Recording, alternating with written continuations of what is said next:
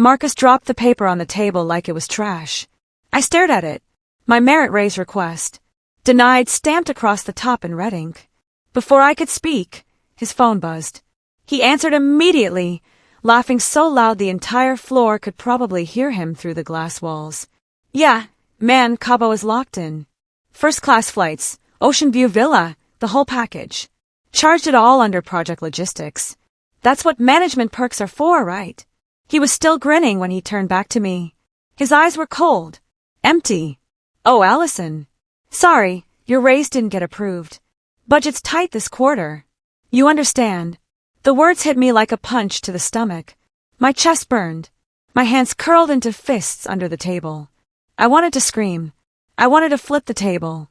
Instead, I sat frozen, watching him scroll through his phone like I wasn't even there anymore. He stood up, grabbed his coffee, and walked out without another word. I sat there alone in that conference room, humiliation burning through my veins. My throat tightened. I felt tears pushing behind my eyes, but I refused to let them fall. Not here. Not where everyone could see me through the glass. Coworkers walked past, glancing in, then quickly looking away. They'd heard everything. They knew. And nobody said a word. Inside me, disbelief turned into anger. Sharp. Cold. The kind that settles in your bones and doesn't leave.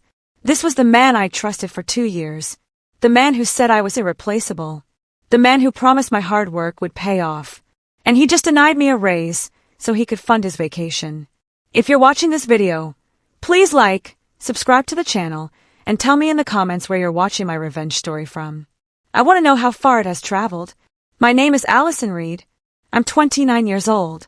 Until 10 minutes ago, I believed loyalty mattered.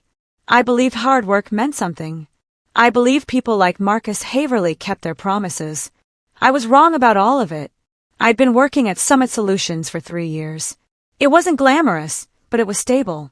I started as a junior project coordinator right out of college, working late nights and weekends to prove myself. When Marcus became my director 2 years ago, things seemed promising at first. He called me his go-to person. He said I had potential. Over time, that praise became expectation. Then exploitation. I covered for teammates who didn't show up. I trained every new hire who walked through the door. I rebuilt projects that were falling apart because someone else dropped the ball. My quarterly performance reviews were always perfect. My metrics were always the highest on the team. Everyone told me, Marcus really trusts you. Only now did I understand what that actually meant. He trusted me to do the work while he took the credit. 6 months ago, our biggest client almost left. Their account was worth $2 million annually. The relationship had soured after repeated miscommunications and missed deadlines. Marcus panicked. He pulled me into his office and told me to fix it. I spent 3 weeks rebuilding trust with their team. I apologized for mistakes I didn't make. I restructured their entire project timeline. I worked 16-hour days to deliver results ahead of schedule. When the client renewed their contract, Marcus presented the success to upper management as his own strategic leadership. He got a bonus, a promotion, public recognition at the company meeting.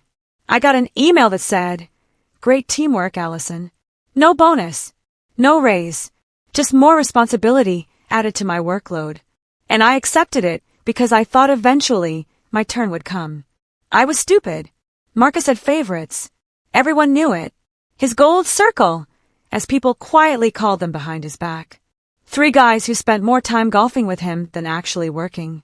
Ryan, Trevor, Kyle. Ryan got promoted 6 months ago into a senior coordinator role. A role I had practically created. I'd written the job description. I'd outlined the responsibilities. I'd even suggested creating the position in the first place. When Marcus announced Ryan's promotion in the team meeting, Ryan sent a gif of a champagne bottle popping in the group chat. Everyone congratulated him. I smiled and typed something polite. Afterward, Marcus pulled me aside. "Don't worry, Allison. Your turn is coming. Just be patient." I believed him. I worked harder. I stayed later. I thought if I just proved myself one more time, he'd finally see my value. I needed that raise. It wasn't about luxury or ambition. It was survival. My rent had gone up $300 a month. My father's physical therapy bills had doubled after his stroke last year. I'd cut every corner I could. I meal prepped every Sunday. I canceled subscriptions. I stopped buying coffee. When I submitted my raise request, I'd included everything. My performance metrics, client feedback, project outcomes, a comparison to industry standards for my role. I'd even kept my request modest, just enough to breathe a little easier. Marcus had looked at it for maybe 10 seconds before setting it aside. "I'll review it," he'd said. That was 3 weeks ago. Now I knew what his review looked like. A red denied stamp while he booked luxury vacations on company money. The betrayal wasn't just professional. It was personal. 2 weeks before the denial, I'd overheard Marcus in the hallway. He was talking to Kyle, one of his golf buddies. I was around the corner, organizing supply closets, completely invisible to them. "We'll just pull extra from the Q3 rollover budget," Marcus said quietly. "Allison will handle the paperwork. She always does. She's too detail-oriented to question anything." Kyle laughed. "Man, you've got her trained." Marcus chuckled. "That's what good management looks like." I'd stood there frozen, my hands full of file folders, realizing something awful. I wasn't valued. I was convenient. I was the person who made Marcus look good while he coasted. That conversation replayed in my head now as I sat in the empty conference room. My hands shook. My jaw clenched. I wasn't going to be convenient anymore. The breaking point came 2 days after the denial. Marcus scheduled a last-minute presentation for a potential client. He told me about it 5 minutes before the meeting started. "I need slides on the Greenway project outcomes. Just throw something together. You know the data." I had no time to prepare. I pulled files, built charts, and created a presentation deck in record time while my heart raced. When we walked into the meeting, Marcus acted like everything had been planned for weeks. The presentation went perfectly. The client signed a contract worth $800,000. Marcus shook their hands, laughing and taking credit for every detail. Afterward, he dropped a stack of expense reports on my desk. "Good work. Hey, can you process these for me? I've been swamped." I looked down at the papers. Receipts, credit card statements, travel invoices. "Sure," I said quietly. I didn't know it yet, but that stack of papers would destroy him. I started reviewing the receipts that evening. Most were legitimate. Dinners with clients, hotel stays for business trips, conference registrations. But then I found one that made my stomach twist. It was labeled Team Travel Support. The charge was for a luxury resort spa. $1,500. The date matched a weekend when Marcus had posted a beach selfie on social media with the caption, "Recharging for the grind." I stared at the receipt. This wasn't a team expense. This was personal. And he'd charged it to the company. I kept digging. Another receipt caught my eye. Client dinner. But the restaurant was in Napa Valley. We didn't have clients in Napa. Marcus had posted photos from a wine tasting trip that same weekend. My hands were shaking now. Not from fear. From clarity. Marcus wasn't just taking credit for my work. He was stealing from the company. I started cross-referencing everything. Dates, locations, approval signatures. The more I looked, the more inconsistencies I found. 2 receipts were nearly identical, but the vendor names had been changed. One flight receipt had been submitted twice under different project codes. This wasn't sloppy bookkeeping. This was deliberate fraud. I saved copies of everything to my personal laptop. I created a spreadsheet. I logged every discrepancy with timestamps and notes. I didn't know what I was going to do with the information yet, but I knew I couldn't ignore it. That night, I barely slept. My mind raced through possibilities. If I reported this, would anyone believe me? Marcus had been with the company for 8 years. He was friends with half the executive team. I was just a mid-level coordinator. But the evidence was undeniable. And something told me this was bigger than I realized. The next morning, I tested the waters. I asked Marcus a casual question while he was refilling his coffee. "Hey, I noticed a receipt from that Napa trip was missing a vendor signature. Should I follow up with accounting?" His smile froze, just for half a second. Then he laughed it off. "Oh, don't worry about that. I'll handle it." Marcus never handled anything himself. He always delegated, always passed tasks to me or someone else. But now, suddenly, he wanted to handle it personally. He was scared. I could see it in his eyes. I nodded and smiled. Okay, no problem. I walked back to my desk, adrenaline pumping through my veins. He knew I'd seen something, and he was trying to shut it down before I asked more questions.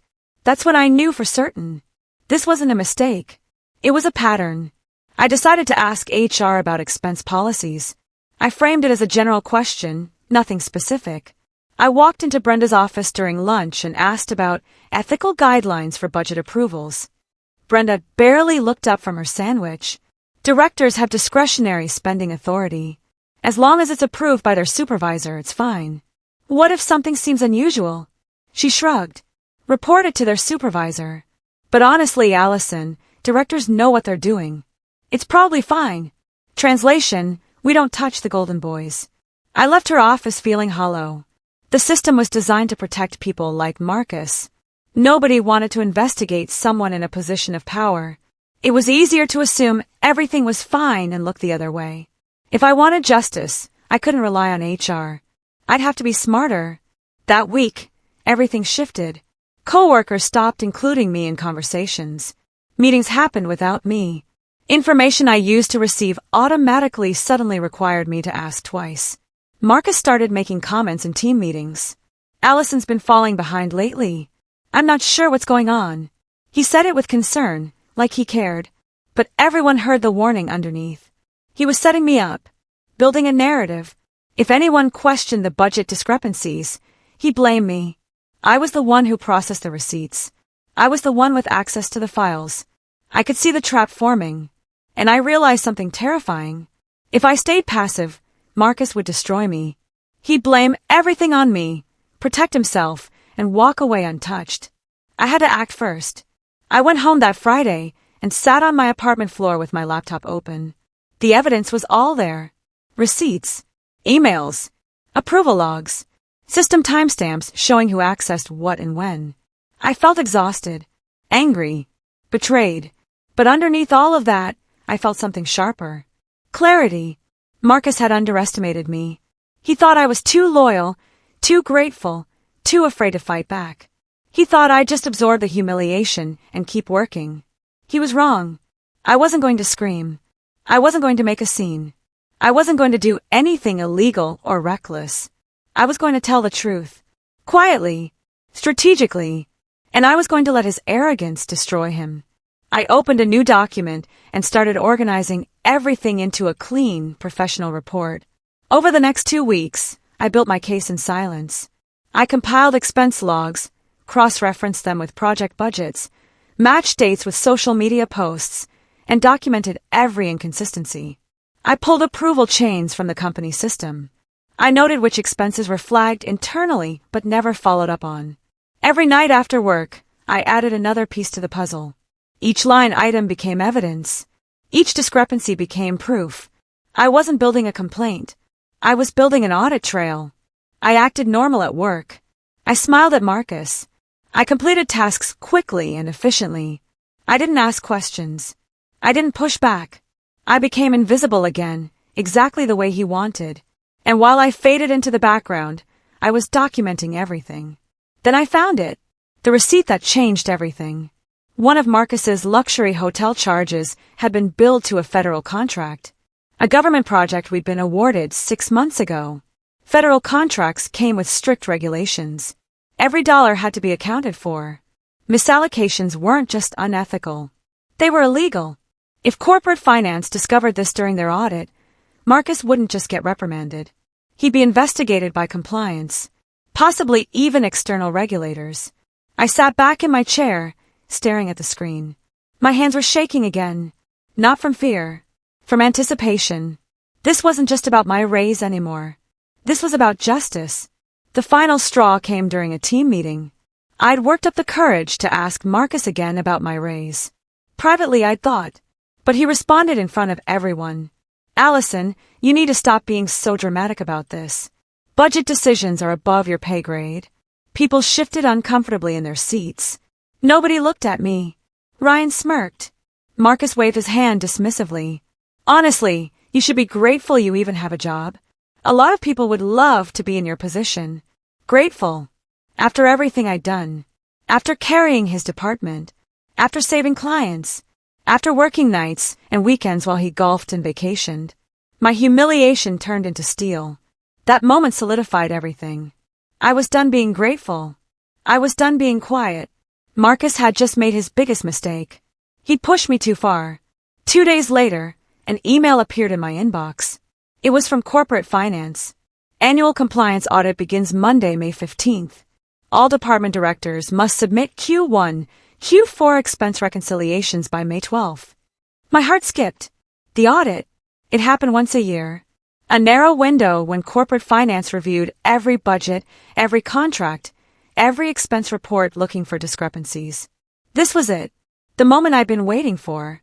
If I acted now, during the audit window, my report wouldn't be ignored.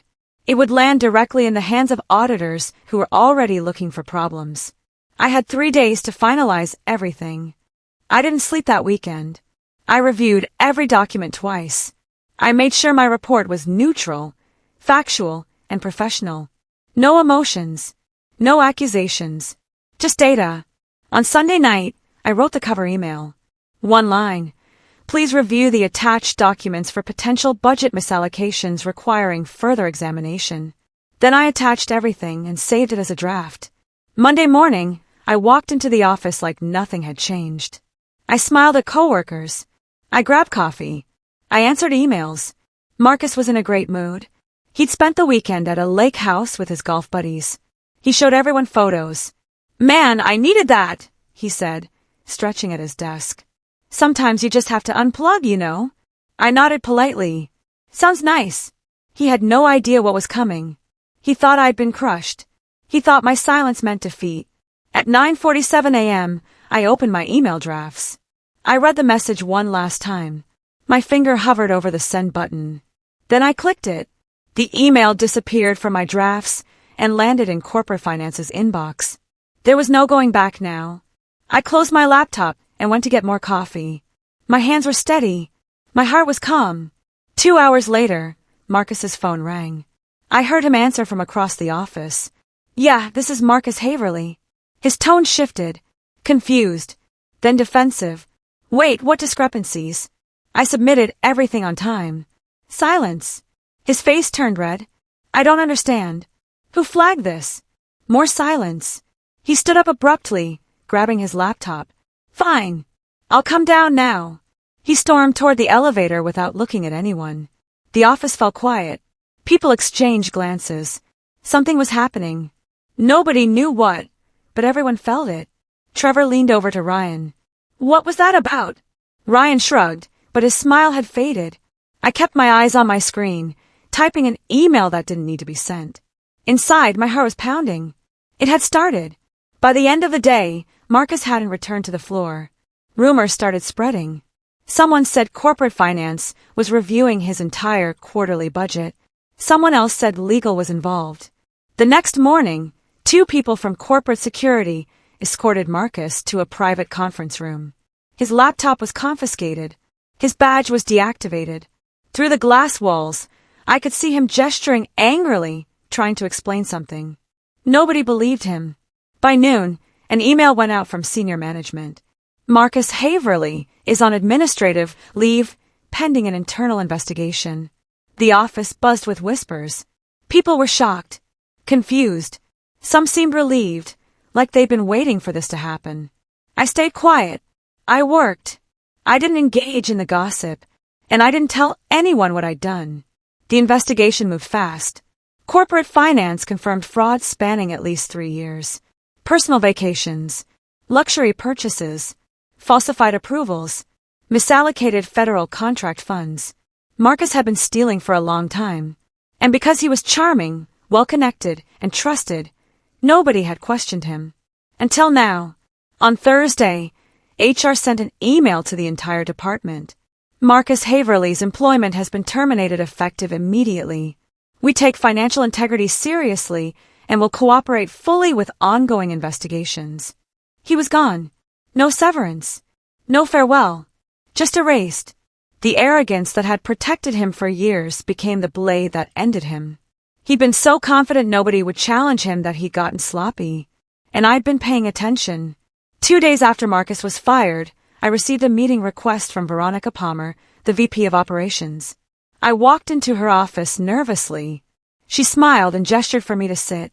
"Allison, I wanted to thank you personally. Your report was incredibly thorough. You likely saved this company from a much larger scandal." I nodded. I was just doing what seemed right. "We'd like to offer you an interim senior coordinator role. It comes with a significant salary increase and leadership responsibilities. Are you interested?" I paused. A month ago, I would have said yes immediately. But now, sitting in that office, I realized something. I didn't want to stay here. This company had let Marcus exploit people for years. They'd only acted because I forced their hand. "I appreciate the offer," I said carefully. "Can I think about it?" Veronica nodded. "Of course. Take your time." That same week, I received a LinkedIn message from a recruiter. A competitor company had heard about the situation through industry channels. They were impressed by my work. They wanted to interview me for a senior project manager role. The salary was 30% higher than what I'd been making. Full benefits, signing bonus, remote flexibility. I took the interview. I was honest about why I'd left Summit Solutions. They respected it. 2 days later, they made me an offer. I accepted. When I told Veronica I was leaving, she looked disappointed but unsurprised. "I understand," she said quietly. "For what it's worth, you deserved better treatment here." I smiled. "I know." I gave my 2 weeks' notice. I trained my replacement. I left on good terms. And I never looked back. 3 months later, I sat in my new office with sunlight streaming through the windows. My desk faced a view of the city skyline. My team respected me. My manager valued my input. I thought about Marcus sometimes. Not with anger. Just with quiet satisfaction. He'd underestimated me. He'd assumed I was too afraid, too loyal, too weak to fight back. He was wrong. I didn't scream. I didn't sabotage. I didn't break any rules. I simply told the truth and let the system do its job. Marcus's arrogance had been his downfall. He built his career on taking credit and cutting corners. And when someone finally shone a light on the shadows, everything collapsed. I learned something important through all of this. Your value doesn't come from how much someone else recognizes it. It comes from knowing your worth and refusing to settle for less. When someone tries to dim your light, let them. Light makes their shadows impossible to hide. I'd love to hear your thoughts. What would you have done if you found yourself in such situation? Please share below and subscribe to this channel for more stories like mine.